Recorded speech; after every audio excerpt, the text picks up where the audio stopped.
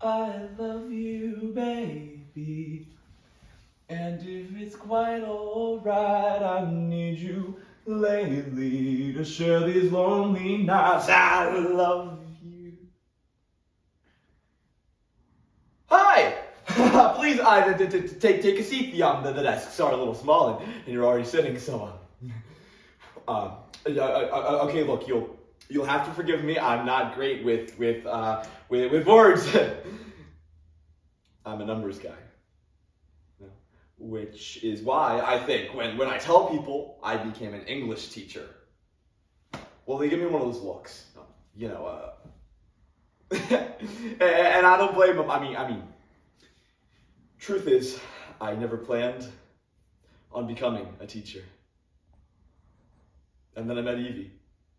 Oh, and everything changed. Amidst an unprecedented period of violence, leading psychologists have coined the term prolonged grief exposure, a mental disability causing depression in over 10% of adults after the loss of a loved one. Now more than ever, it is crucial that we understand death's role in not only taking the lives of individuals, but how it transforms their legacy. Because these victims are more than just a statistic. Continuing Education by Jordan Douglas. Okay, Evie and I, well, we met in college. So I'm sitting there in my freshman composition class, ready to work my tail off when Evie walked in. Oh, she had this long dark hair, and her eyes, you know? Oh, they were like these green crystal balls or something. And my heart stopped. I mean, everything stopped except for my mouth and my feet. Evie! I mean, that's your name, right?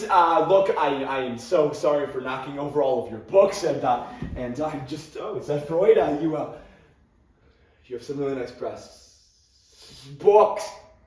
Oh, you have some really nice, books. And that tragic encounter was, the first thing Evie taught me. How to talk to girls. Yeah. From then on, Evie taught me everything I needed to know. How to dress. How to be a gentleman. How to love. Evie's dream was always to become a teacher. And after all she taught me, it seemed only right. So we moved to the same school. That way we could teach together. No. And every morning, before any of her kids would come in, I'd sneak into her classroom, and I'd grab her by the hands, and I would start singing, I love you, baby, and if it's quite alright, there you go, I need you, baby. And that was her song. And she would look at me with those magic green eyes, and she'd say, I love you. And what else could I say except, I love you too. There were no other words.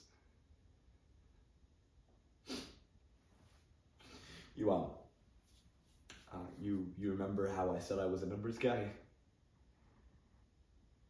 Well, here's a number I'll never forget. 4291998. April 29th, 1998. I was driving Evie out of work, and her classroom is right by the front door. So I snuck in, like I always do, and 3 hours later the fire alarm goes off. You know, I'm not thinking much of it at the time. I'm thinking it's probably just some kid trying to pull off a history exam. So I'm following procedure. I'm getting my kids out the door, into the hallway, down towards the exit.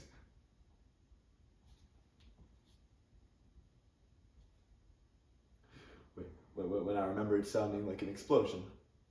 It scares the hell out of the kids, and I don't have time to think, I just act. And so I get them all back into the classroom, and I close and I lock the door, and what else was I supposed to do, I mean, I can't stop a bullet. All I can do is pray. I pray that God protects me, that God protects my kids, that God... Evie. Oh, I go to the door and I look out the window, but I don't see her. So I unlock the door. Evie. Oh, hey, Evie, honey, you out there? No. Hey, Evie, baby. Evie? Evie, where are you? Hey, Evie! Evie, where are you?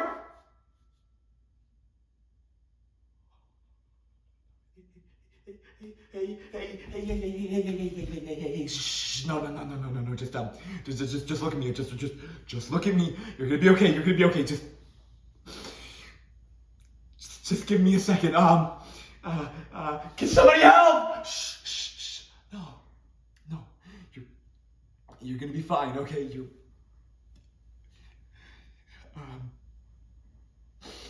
let's sing our song, okay? I love you, babe.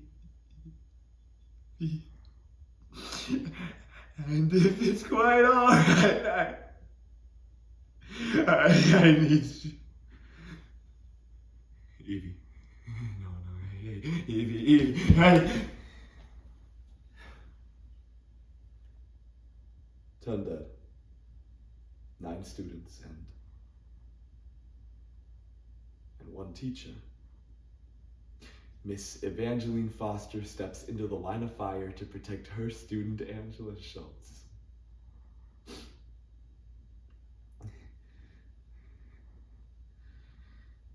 But you don't hear about that in the news. No, you're too busy hearing about these boys, right? These angry young men who put their hands on a rifle, on an AK, on a semi-automatic. You see their faces and you hear their names day after day, but why them instead of her? I held my wife as she died in my arms, and you memorialize the people who shot her in the gut. And believe me, I've tried to understand, but I can't. I can't understand why they would take away my Evie.